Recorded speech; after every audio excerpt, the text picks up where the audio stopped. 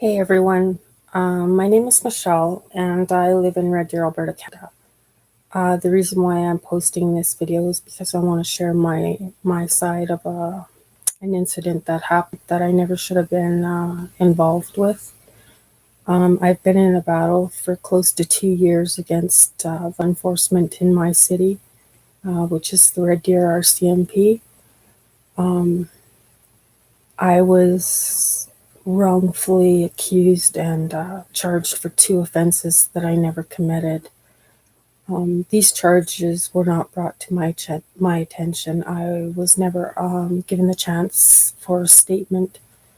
I was never served. I was never notified. I wasn't given the chance to tell my side of the story in court. These were denied to me. And actually, the one charge was actually from 2016, April 2016. I was charged for criminal harassment or uttering threats. It was filed by an ex-abusive boyfriend who I haven't been with since 2016. I found out about this charge on November 29th, 2018. I was contacted by the Crown's Department in Nanaimo, BC, letting me know that there was a criminal harassment or uttering threats charge that the Red Deer courthouse was trying to enforce, and wanted to know if I was going to accept a guilty plea to it. That was really the first time I had heard about it. So basically, that charge had been sat sleeping inside the RCMP database for 2.5 years before they decided that they were going to try and enforce that charge against me. I recorded this whole conversation. It was about 12 minutes, and I am actually so glad that I did, because this is a charge that the Red Deer RCMP later on tried to deny. They tried telling me that it wasn't an actual criminal charge and that I was only under investigation. And when I asked them, under investigation for what? Provide me proof or documentation that you had valid grounds to put me under investigation. This police department, they didn't have anything to provide. To this day, they failed to provide me the full disclosure on these charges. And I say charges because I was later on charged again for the same thing, criminal harassment, and that was on July 30th, 2018. Once again, I was never served on that matter either. I was never told about it. And with that charge, it was actually sent to the Crown's office in September of 2018, where a court date was scheduled for October 3rd, 2018. And because they did not inform me, or the arresting officer that filed that charge against me, his name is Constable Roderick Johnson of the Red Deer RCMP, he took it upon himself to basically file that charge against me without taking my statement. He never did try to contact me. They say he tried once, but I dispute that because there was no messages and there was no calls on my phone. And when I brought that to the attention of the RCMP, they stated, well, he did call. And I said, no, he didn't. And they don't have any proof of that. This charge was, like I said, it was sent to court. There was a scheduled court date on that day, the 3rd of October of 2018. And because I wasn't told, a bench warrant was issued for my arrest. I didn't find out, like I said, I never found out until the 29th of November 2018 about this court date. So here I'm trying to absorb the fact that I have two criminal charges that were filed against me, and I have an outstanding warrant that was issued for my arrest. It was very shocking. So this has kind of been my battle of trying to restore truth and justice, and trying to clear my name of what I was charged with. This police department took it upon themselves to basically accuse me and incriminate me for things that I never did. I actually had proof, I had evidence, but this police department refused to listen to anything I had to say. To this date, they refuse to hear anything I have to say. As a matter of fact, all they do is bring up things about what I did to my ex or things that I said. And it's just kind of been very frustrating to try and prove you're innocent to a bunch of corrupt cops who wear this badge. And in my opinion, it's a badge of disgrace because these cops are supposed to take an oath. They are to serve and protect. And it is not in their positions to accuse you, to place you guilty, and basically convict you of something based on what they think. That is not their position, and that is not for them to do. But they did. They basically found me guilty of doing something that I never did. I was found guilty, and I was left trying to prove my innocence. And even with some of the factual evidence, I did have to prove some conflicts in my ex's statements and my own. They refused to see any of that. And I know my ex-boyfriend, he has some power and influence there because he's a former prison guard with Bullied Penitentiary. He now has two twin sons that are graduated RCMP officers. So I know that his rights have been protected all the way through. This has been my battle for 4 years of trying to deal with an abusive boyfriend that is basically set out to destroy me. And I'm not really sure how somebody could try and destroy somebody's life in the manner that this man has done, but that is the big reason why I left this guy back in 2016 when he assaulted me. This man assaulted me, came into my home, assaulted me, and when I filed a police report against him, he was released in less than 3 hours. He appeared in court on September 26, 2016, and all he got was a 9-month peace bond. He got the charge withdrawn. He was in and out of there in less than 20 minutes. That's pretty sad. Considering I was traumatized by the whole event. This guy is he's a woman abuser. He's highly abusive, both verbally and mentally. He's controlling. He's manipulative. He was a bad part of my life for a long time. You know, I tried to escape that. I've tried to get away from this man, but this has been over 4 years of ongoing problems that this man has caused me. He contacts me. He harasses me. And when I don't respond to the way that he wants, he will run to the RCMP and file complaints against me. I found this out from from Sergeant Robitaille of the RCMP. RCMP told me that he's filed numerous complaints against me and trying to have me charged. I didn't find that out till later on. So I guess he got lucky because 2 of those charges actually stuck, and they were charges that I had to fight to get withdrawn. I had moved to BC to get away from this man in August of 2018. That was the same month that he filed this second criminal harassment charge against me. And that month that he charged me in 2018, I hadn't even seen this man in probably 6 months. But according to him, he filed a police report stating that I was showing up in places that he was at, and I was stalking him, which is such a lie.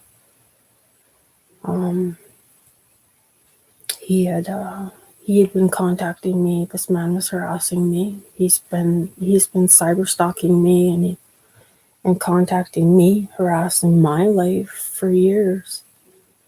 I filed numerous complaints against this man, but nothing is ever done. He's never investigated for anything he does to me.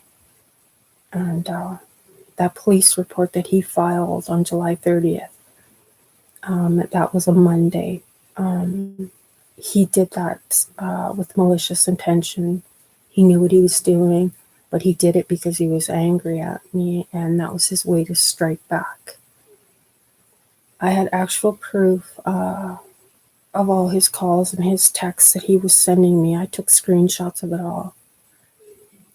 I did not contact this man. He was contacting me. It showed in my messages that his calls were blocked, but I don't know, for some reason, his calls and his texts were coming through my phone, but it still showed that he was blocked. So I don't know if that was a glitch with my phone or with my provider, but he was blocked on my phone. When I wasn't answering his calls, he began block calling.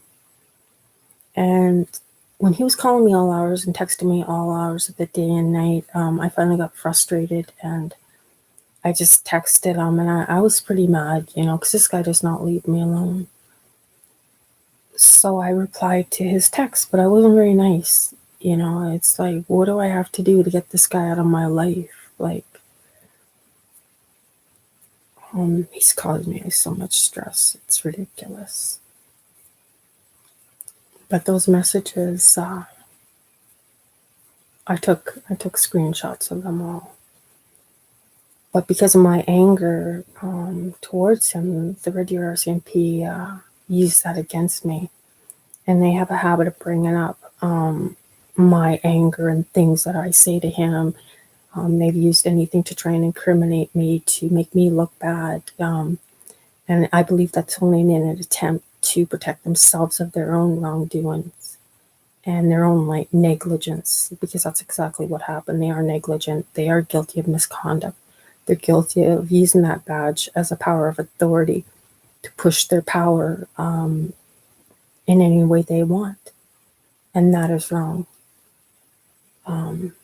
This police department doesn't like me because I stand up and I fight for myself. I have no problem getting in their face and standing up for what I believe in.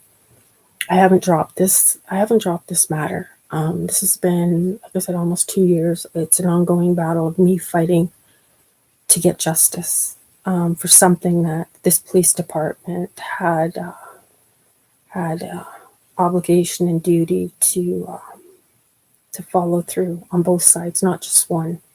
In this manner, they sided with my abuser because of who he was and because of his sons. I have been racially discriminated and prejudiced against. Their opinions are based on racial bias and for what they believe to be true. There is no factual evidence to prove any of their allegations against me or the allegation claims filed by my ex-boyfriend. They just assume it's right. Because for them to go against anything that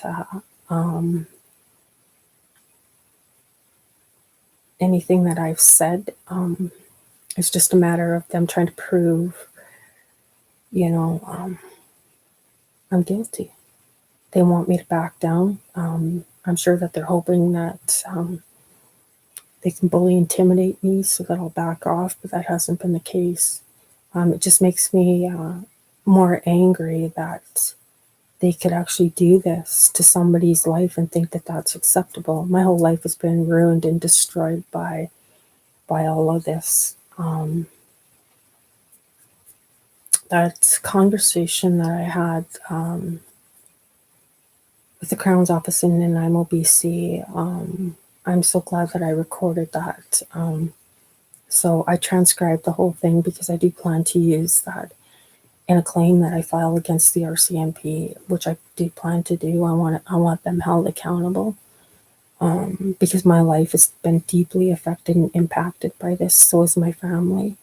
I had a good life in BC.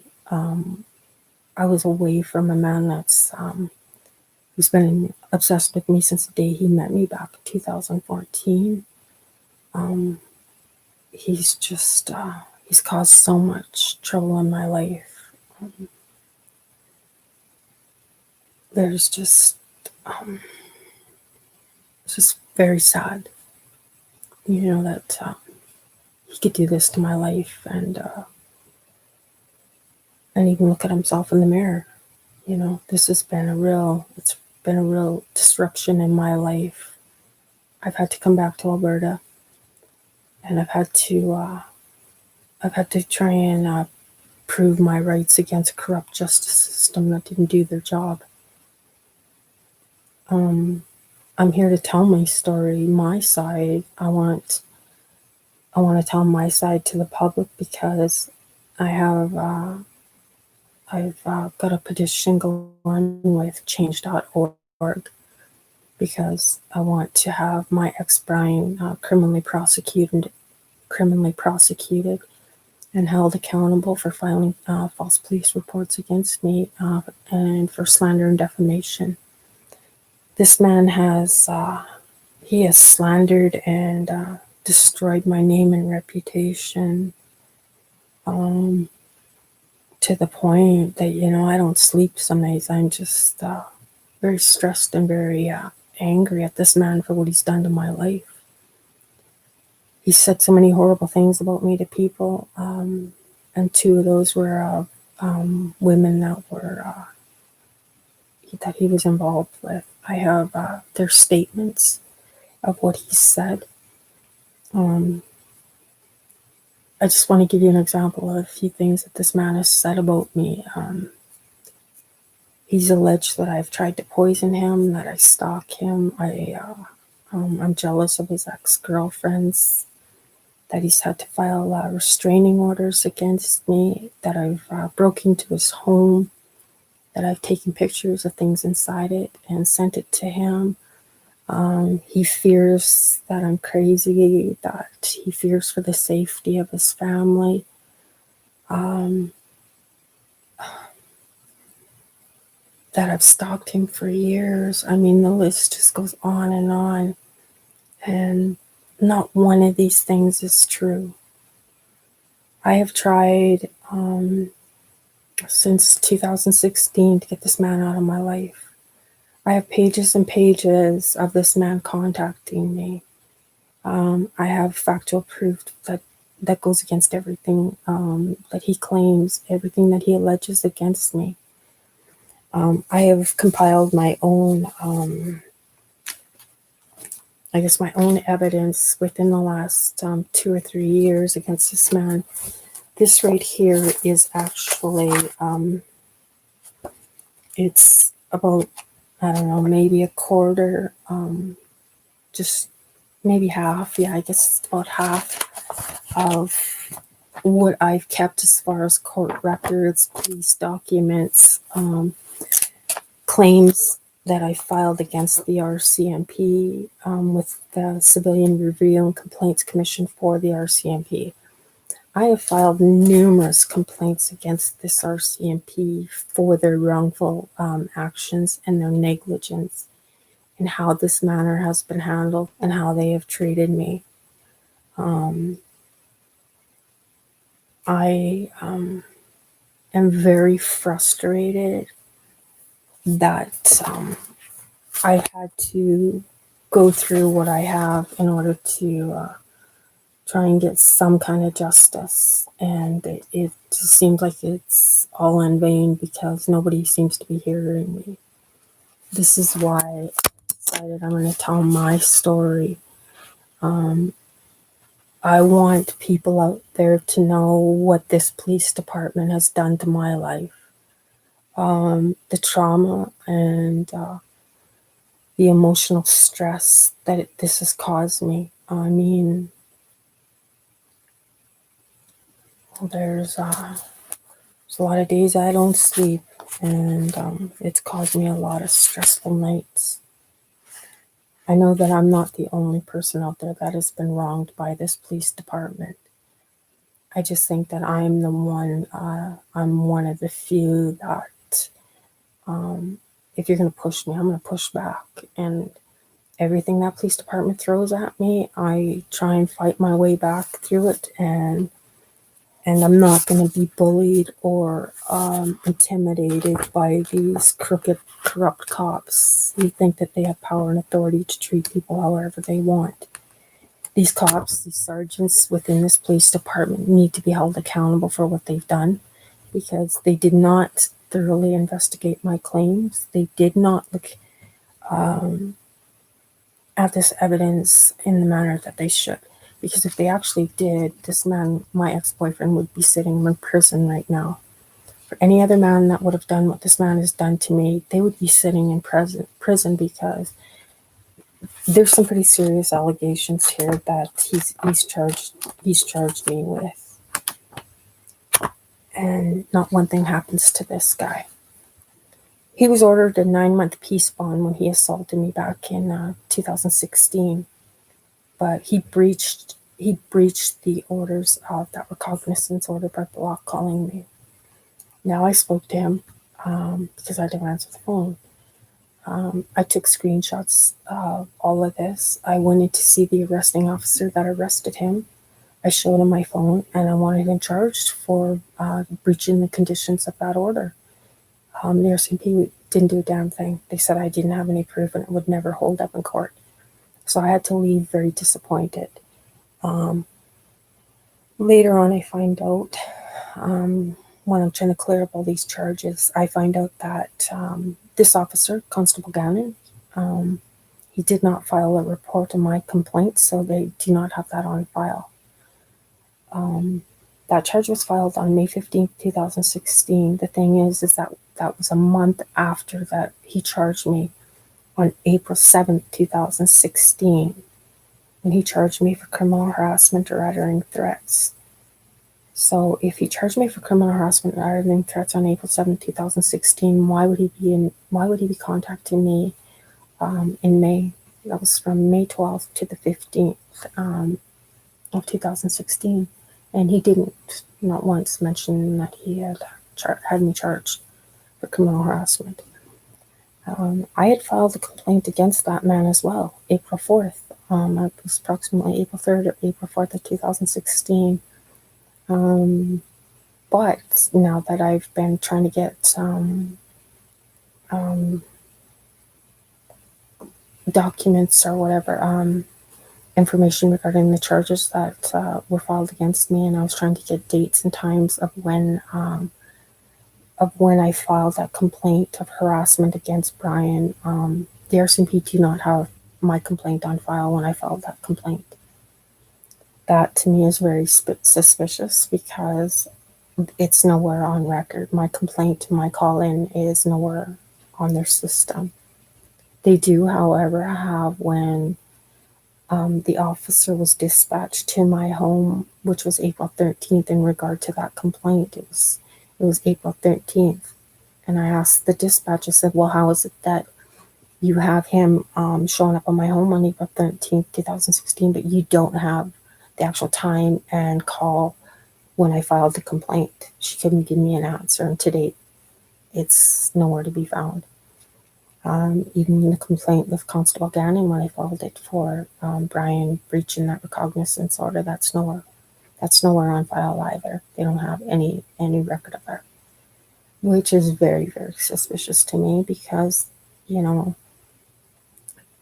I think they can make things happen. And just like they claim that I've only ever filed 7 complaints over the years, and that's a lie too. I have complaints that aren't filed. I know I've filed more than that against this man. But, how can I prove that? This is my ongoing struggle with this police department. They say one thing, and then I talk to somebody else, and it's something completely different from someone else. I'm never given the full facts or disclosure on why I was charged. I get bits and pieces from a cop here, a cop there, a sergeant here, a sergeant there, or my complaints. There's always something different, or there's always something added to why I was charged, but they have failed to provide factual evidence or proof. They suspect and believe that it was me. They charged me on emails. That's what I was told. I was told that I was charged for emails that I supposedly sent Brian, and that they were threatening and harassing. Those emails, because I was in the room with Sergeant Robitel when he was doing my complaint, and those emails were from 2017, December 2017, and this charge was July 30th of 2018, and I asked, well, how is it that I'm being charged for emails from 2017 when the charge is 2018? And he goes, well, the officer that took the charge or filed the charge believed that there was enough evidence to file a criminal harassment against you. And I said, that makes no sense. But that's what he charged me on. And that's what I was told, that those emails are what got the charge against me. But within the last 2 years, I've heard different things, and that, like I said, it's from different officers or different sergeants, and they always come up with something else that I did, anything to incriminate me, anything to make me look bad, they have used against me. That to me is that's bullying. That's threats by intimidation. They're trying to intimidate me. They're trying to threaten me to back off, and that only pisses me off more, because I never harassed this man. He's made me look like I'm this crazy stalker that has ruined his life, and that's wrong. That's why I'm doing this video. I want to tell my side. I want to share my experience of what this police department has done to me. You know, if they would have properly investigated claims from both sides, those charges would never have been filed. There would have been conflicting stories from both sides, especially the charge in 2016. It would have conflicted with his statement on the 7th, because I know I filed mine on the 3rd or 4th. I had just moved into a new place. And they had no excuse of why they did not inform me or why they did not contact me for a statement. I was in the same place for 2.5 years. They had been to my home many times for complaints that I filed against Brian, and vice versa. You know, there's a long history of domestic calls between him and I. Mostly mine is because this guy does not leave me alone. He files police reports when I don't act or respond the way he expects. And the majority of this is because he's a cheater. He was cheating on me. I knew that, but he's a liar. He's a pathological liar. He can't keep any of his stories straight. I've caught him on so many lies, and then when I confront him, he does not like to be confronted. He does not like to be challenged on anything. He just assumes that you're supposed to believe him. He was in fact dating me while he was dating someone else. He denied that, and I had strong suspicion he was lying to me. And I told him I was going to find her, and I was going to let her know what he was doing. He swore up and down there was no other woman. He wasn't cheating, and I was right. I was right. He filed these police reports in order to get me to back off. He filed those complaints in order for the police to do his dirty work and to get me to back off. That's why he did it. He used the RCMP for the wrong purposes, and he manipulated and charmed that police department with lies and fabricated stories. He was willing to ruin my life in order to get what he wanted and to keep his secrets safe. The charge on July 30th, 2018, he filed that because I had seen him on Friday, July 27th. That was after he kept he kept bothering me. This guy was not leaving me alone. And finally, I said, okay, I'm going to go meet you. So I went to his home. It was probably about 9:30 at night. I stopped over, I sat on his deck, and I talked to him, and I told him that I was leaving this province to get away from him and his stalking because he doesn't leave me alone. And I told him that I was going to hire a private investigator to prove that he violated and breached those conditions of both of those contact orders, the cognizance order and the peace bond. I said I was going to prove it, and that he deserved to be in jail. That's where he belongs. He's a woman abuser, and he's ruined my life, basically. I mean, I had to leave Alberta to get away from this man, and I got sick of dealing with the RCMP because they seem to side with him, and whatever I say is irrelevant to them. They don't care to listen to anything I have to say. They don't care to look at any evidence I have. But that was quickly destroyed because of the lies and the false charges that he filed against me, because I had to come back here, and I'm still here. I returned to Alberta in April of 2019 to try and get those charges dropped. I did. I got that warrant lifted. But it was a pretty tough process to go through to try and get that warrant lifted, which I had to pay for a lawyer, and then I had to fight like hell to get those charges withdrawn. And they were withdrawn on August 6th, 2019, and that was the first day I received a disclosure. But I only received the disclosure from the one charge, not the one from 2016. As of today, I have nothing from 2016. The courts have nothing, and the RCMP have nothing. I submitted that audio tape to the RCMP, questioning them about how could this charge not be a valid charge if, like you say, if in this recording she confirms that was a valid criminal harassment charge filed against me, and that they were trying to get a guilty plea for me. I had all the information. I sent that to them. I never did receive a reply. That was back in November of last year. So October, I guess it was October. So it's just over a year. And I did not receive a reply back. He has not responded to it. They just ignore it, hoping it'll go away. So I have a waveform that it should have been on that waveform, but it wasn't. I was expecting a waveform because like I said, in July, he was harassing me. And even after the 30th of July, when he filed that charge against me, he was still texting me. I didn't know about the charge then. He had used some other phone, but he was texting me at all hours of the night, trying to pretend he was somebody else. I have a witness that wrote a witness testimony because I was staying with her on that weekend, and I had planned to leave on Sunday to return back to BC. I was going to move, and I had my car loaded up. I was ready to go. He started texting me at all hours of the night, and I knew it was him.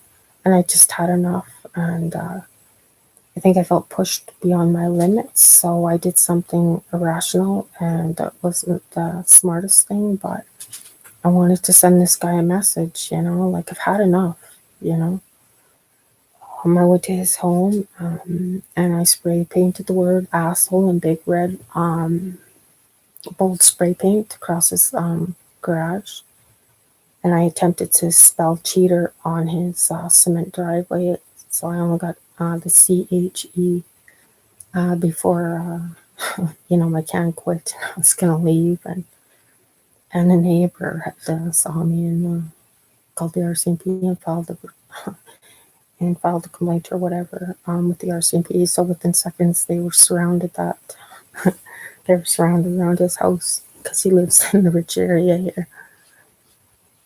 So I'm surrounded with around 30 cops. My hands were covered in red spray paint. I laugh because like that was the most glorious feeling I think I've ever had in my life. 4 years of dealing with this piece of crap, you know. These cops, they show up, and I didn't deny it. I mean, I owned up to what I did. I just said, you know, whatever. Like, I feel relieved. I remember sitting in the back of this cop car and I was handcuffed. And I just said to this cop, you know what? I said, this is the best feeling ever. And he just kind of, he didn't say anything. And I said, if you cops would have fucking done your job, I said, this wouldn't happen. But I said, I can't call you a fucking piece of shit. I said, because you don't do your job. And that was kind of left at that. And I remember sitting in this station with spray paint covered all over my hands, and I had these handcuffs. And this female cop, she says, "So what happened to you?" And I didn't say anything. And the cop just says, "Well, she decided to redecorate her ex-boyfriend's garage," and she just laughed. I laughed too. I still laugh about it. And I've got pictures of it. And I know it's not very funny, but I'm going to post those pictures. I'm going to put them in big frames, and I'm actually going to put them on my wall because I didn't lie. That's actually what the guy is. He's an asshole. He's a woman, he loves to destroy women. I mean, he's got a long history of that. I've got proof of that from his previous ex-girlfriend who put up with his abuse and said she was terrified of him. This is just a pattern with him. I received another message from an ex-coworker of his who said that she filed a police report against him during that peace bond. That she filed a police complaint for sexual assault or something like that. His ex-girlfriend claimed she filed numerous police reports against him. She also stated that there was a girlfriend prior to her, 4 years prior to 2016, that had charged him for assault as well. But the charge got dropped because she never showed up. But according to the RCMP, none of these complaints are on file. There's nothing regarding an assault charge or Paula filing police reports against Brian. That this woman, Anna, she didn't file an assault charge or whatever, sexual assault charge against Brian. So I just said, oh, all these women are lying then? And he didn't respond. When this does go to trial, and I'm hoping that it does, I have all these messages. I kept them. I know exactly where these women are, and I told the RCMP that they will be used. I will have them subpoenaed into court for their testimonies to their messages because somebody's lying, and I doubt these women are. It's a way that this police department is covering up their wrongdoing. They're covering up to protect Brian. And I said the truth is going to come out. I said somebody's lying, and like I said, it's not these women. What do they have to gain from lying? I plan to prove the negligence of this police department and their cover-ups and their corruption. I want them exposed for who they are.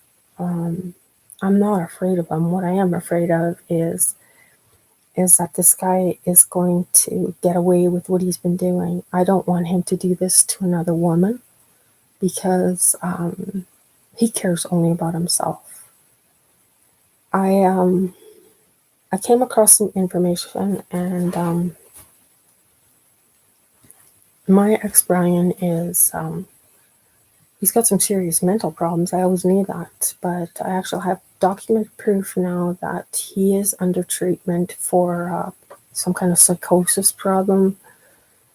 He's been treated for a mental illness. He has been diagnosed as a mental illness. I actually have a copy of that medical report. I also have a copy of his prescriptions, and he is severe major depression, I think it's called major depressive disorder, with possibly bipolar disorder.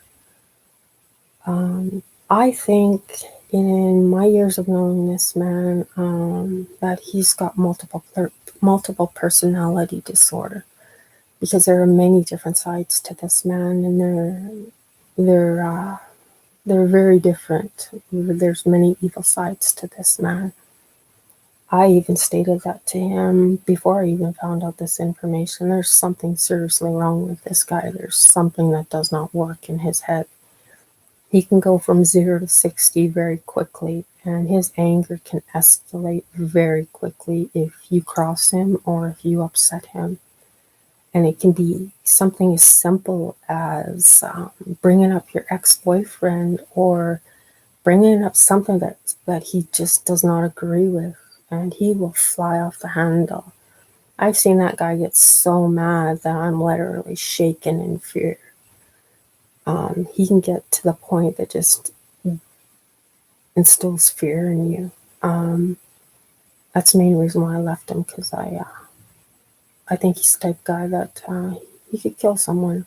I think we all have it in us, but him especially, there's a side of him that when he gets to that point, he loses it.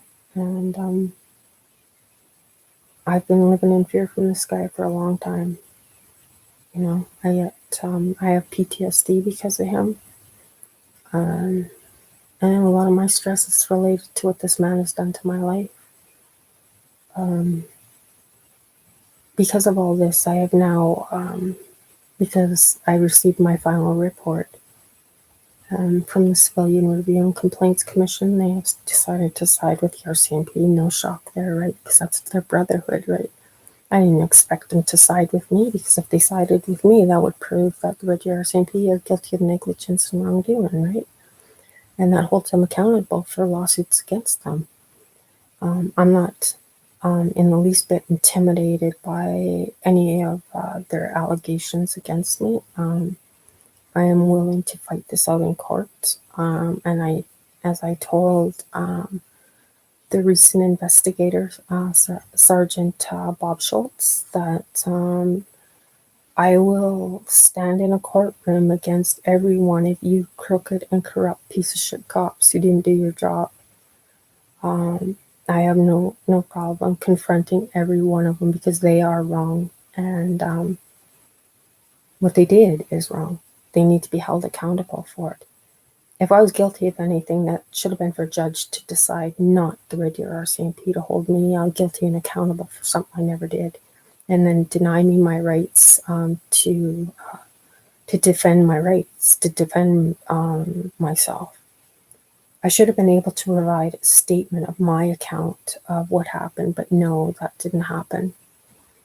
I have kept every record from the courthouse. I have kept all my documents from the Red Deer RCMP, and there are so many conflicting statements that are put in there. They can say one thing about me, but then turn around and grant it to Brian. So it's like there's favoritism. You know, I can't do this, but it's okay for him, and that's kind of how it's been. You know, their stories are so conflicting. It's pretty sickening. I have decided to tell my story on YouTube, mostly because I want people to know what this police department has done. This is no doubt systemic racism. They have discriminated against me because of my nationality. I have Cree blood in me. This police department in Red Deer is probably one of the racist, dirtiest cops I think I've ever come across. And I lived in Vancouver for a while, but these cops are pretty sickening. I've seen how they treat the people downtown, and I think it's pretty sad that these cops who are supposed to uphold the law could do something like this to protect themselves. It's wrong, and they need to be held accountable for it. These cops don't know me. They misjudge me. They don't know anything about me. They only know what they read and what they think to be true. They don't know a damn thing about me. They don't know that I was a trust fund child. They don't know I grew up in a middle class home. They don't know any of that. I grew up in a white culture. You know, my grandparents are white. You know, my dad was white. But people are blind. They see the color of your skin, and they automatically assume that you're trash, or that you're just like everyone else, and that's a stereotype that society needs to change. I do have some education. I do have a career. I did go to school, you know, but what the hell do they know? They see the color of your skin, and they just base their own assumptions on who you are, and that is wrong. They misjudged me, and I am going to fight that police department as hard as I can. But I need the help of the public, because I have filed a civil claim against my ex-boyfriend for filing false police reports against me for slander and defamation. I've kept all my documents, like I said. And I filed that after I received my final report from the CRCC, claiming that they're siding with the investigations done by the Red Deer RCMP. So I filed my claim against Brian, and he was served here probably about a month ago.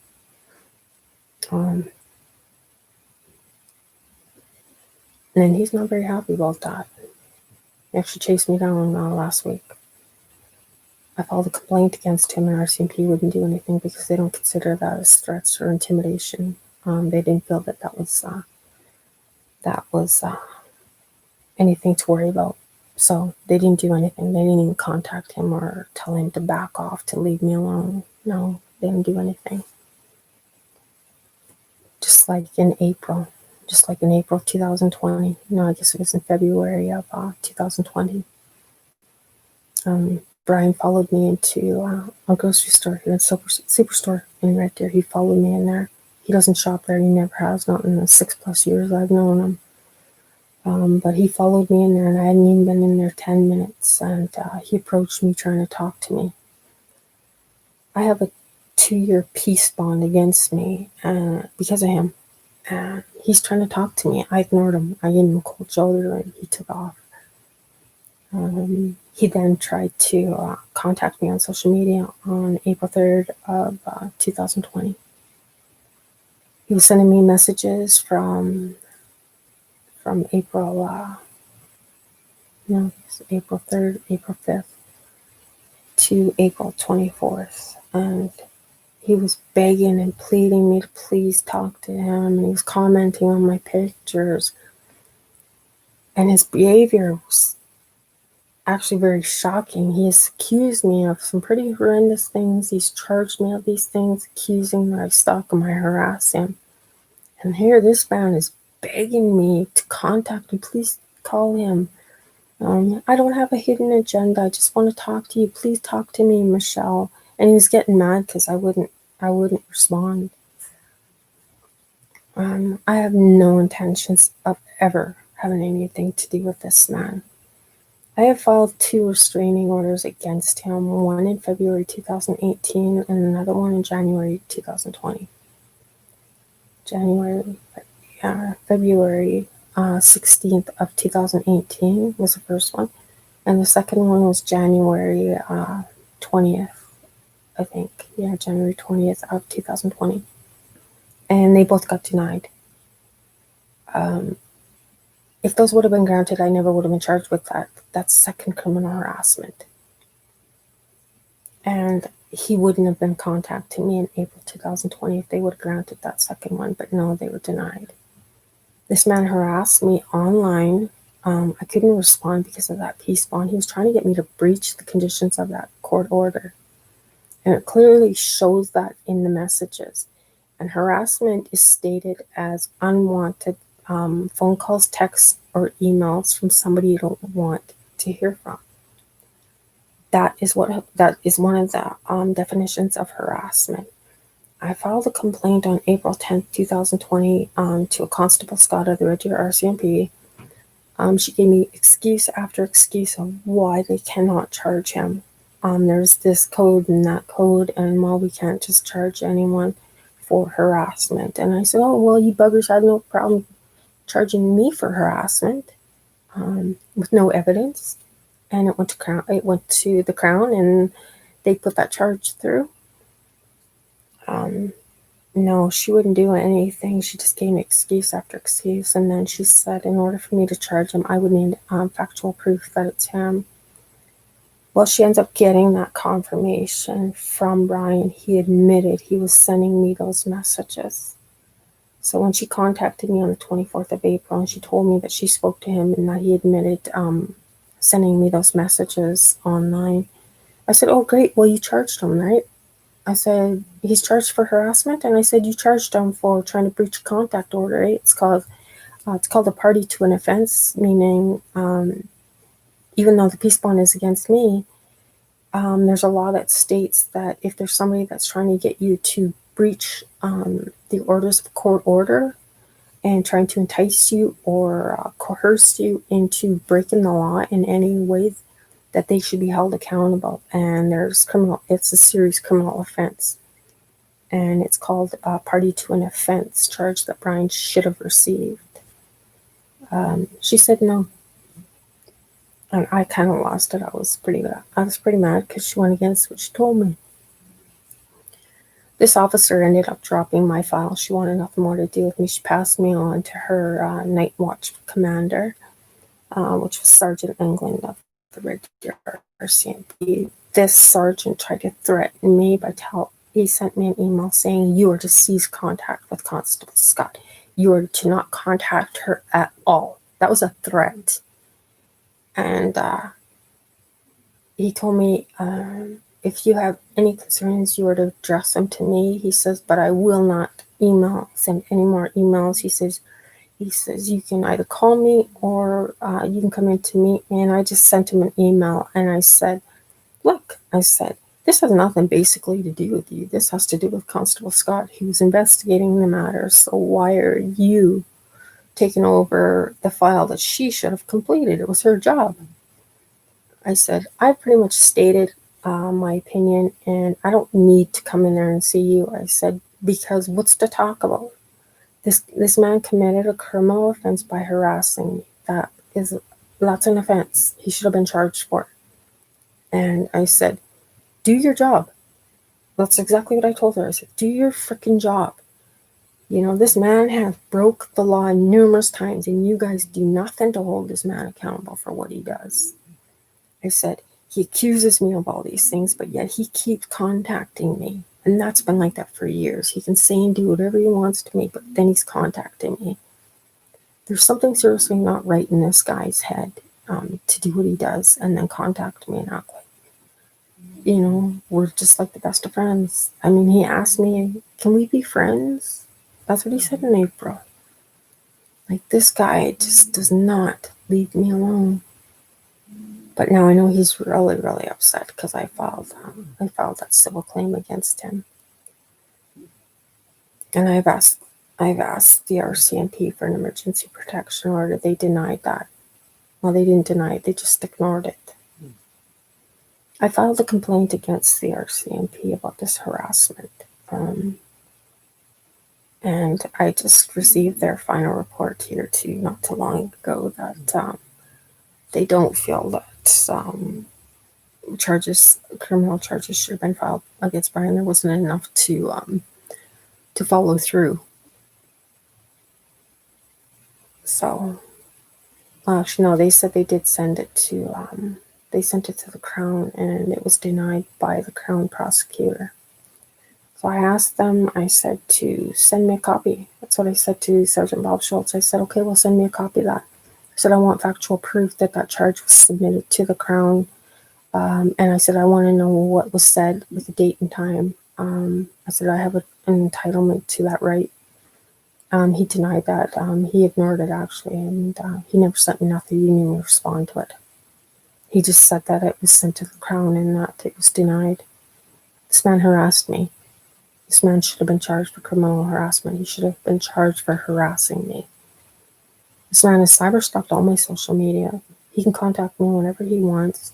He can run me down, following me, and he was literally freaking out as he pulled up beside my vehicle. And he was freaking out.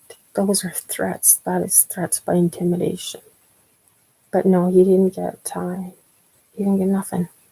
And I'm the one who has to live with this. I have to live in this city with the anxiety and the trauma that this man causes me. I'm having to see him. Does this man have to kill me? Does he have to hurt me in order for them to do something?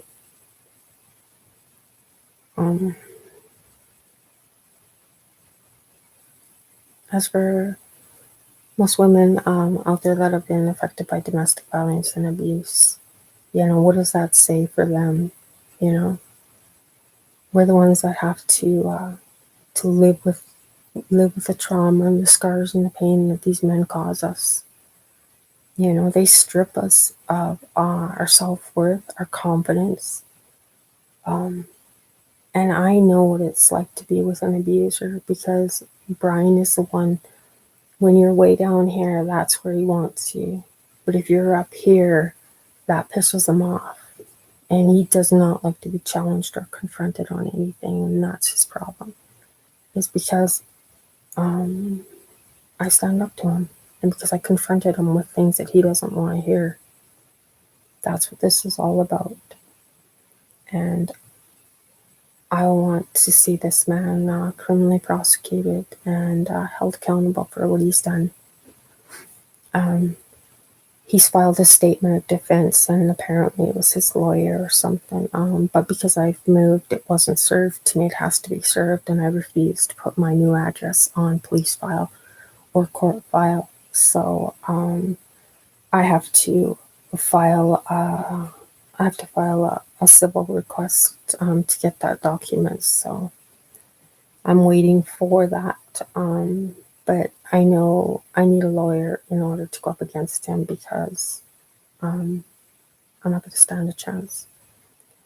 So I'm asking that I can get the funds raised by telling my story. It's not easy to find a lawyer. I've searched high and low to try and get a lawyer from here to Edmonton to all the surrounding towns within Red Deer. And there's very few that will take on a case like mine, because it's so complex, and it does involve the RCMP. I have found 3 that are willing to take me on, that do take on the RCMP, and they do handle civil matters regarding to the complaints that I filed against Brian and the RCMP. Unfortunately, their rates are very high, and it's a $600 an hour consultation fee for the first hour. So that is why I'm asking at least to raise that $2,500 or the $5,000 that I need, so that I can obtain a lawyer to handle my matter against Brian in court. So yeah, this is why I want to share my story, my side. I don't know. I want this man more than anything to be held accountable for what he's doing. It's a judge that can rule it, and it's a lawyer that can highly impact my story, and he's the one that can help enforce my needs and my claim.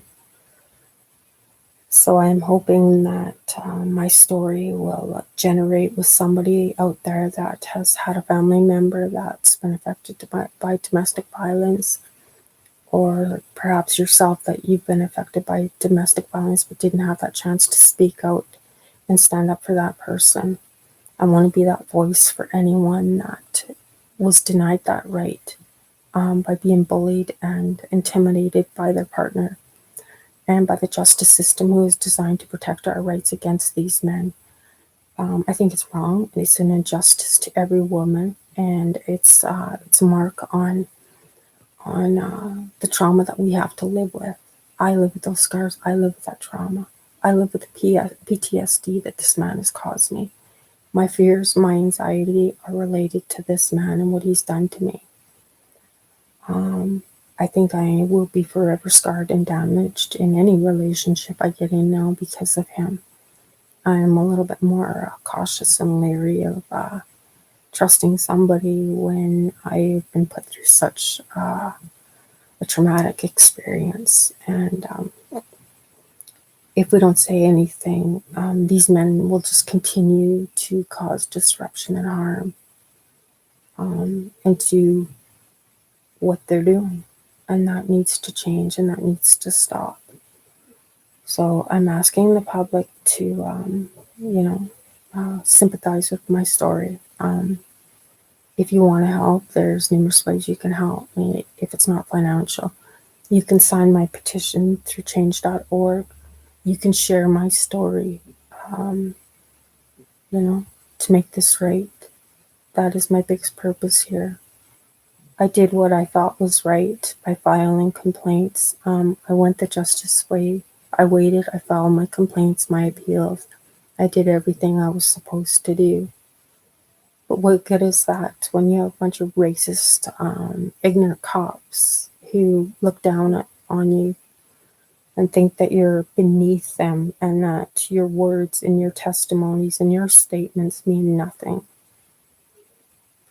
They have the power right now, and they know it. And my power is within the public. You have that power to help. If you want to help, you have that power to help make this change. Racial discrimination and systemic racism is everywhere.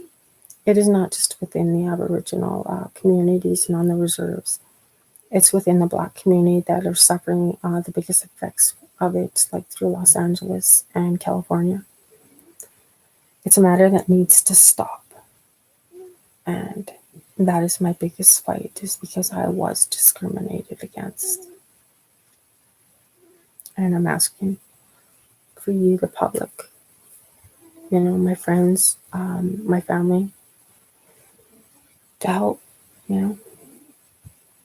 That's why I'm doing this. This is why this video is being posted. I want change, and I want justice to be served.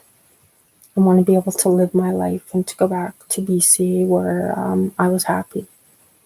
I want to be able to return to the place that made me happy, and I want to be free of this man where he can never find me. And if I could truly have it, I would have a lifelong court order against him where he is never to contact me. But unfortunately, there isn't such a thing.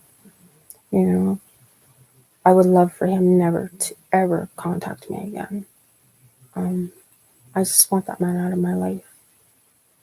And I want to be able to go back to BC. And I want this matter to be done and over with. So, like I said, if you followed my video through to the end, I appreciate it. And mostly this was about telling my story and my truth and my side. I was misjudged, and I wouldn't be doing this if I was guilty of anything. I owned up to what I did. I'm not perfect. I admit to the things that I've done. What I don't understand is why this man is still contacting me. If he feels all these horrible things about me, why are you still contacting me? There's something seriously wrong with our system that protects the abuser and denies the rights of the victim. Because all it's doing is re-victimizing us over and over again, when we just want to move on with our lives. So, my GoFundMe will be created. There's numerous ways you can help me out through GoFundMe. Sign my petition on change.org. You can share my story. You can write your letters of words of encouragement on whether or not you side with me. If you were impacted by anything I had to say. You can also share your stories of your experiences of what you've had to deal with law enforcement, especially if you are of ethnic race or heritage. Because we all have a voice. We all have a right to be treated fairly and equally. And just because they wear a badge does not give them power and authority to disrespect whoever they want and treat them as less of class of a person. And if I can be that voice for anyone out there that is struggling with my issues and have had to go through it, then it's well worth it. This isn't about money for me. It's about truth and justice. And that's been my main fight is I want truth and justice. I want justice for what has happened to my life. And I want that police department held accountable. So you can always message me if you have if there's anything else that you need to know. I got to tell my side of the story, and that was the biggest thing for me. And so I just want to share my story, my truth, as the way it should have been told. Thank you for taking the time to listen to me. Like I said, please like and share for me. It wouldn't only be helping me, it would be helping the thousands of voices of women out there that don't have that voice, who can't stand up and fight for the injustices that have happened in their life as a result of domestic violence and abusive men.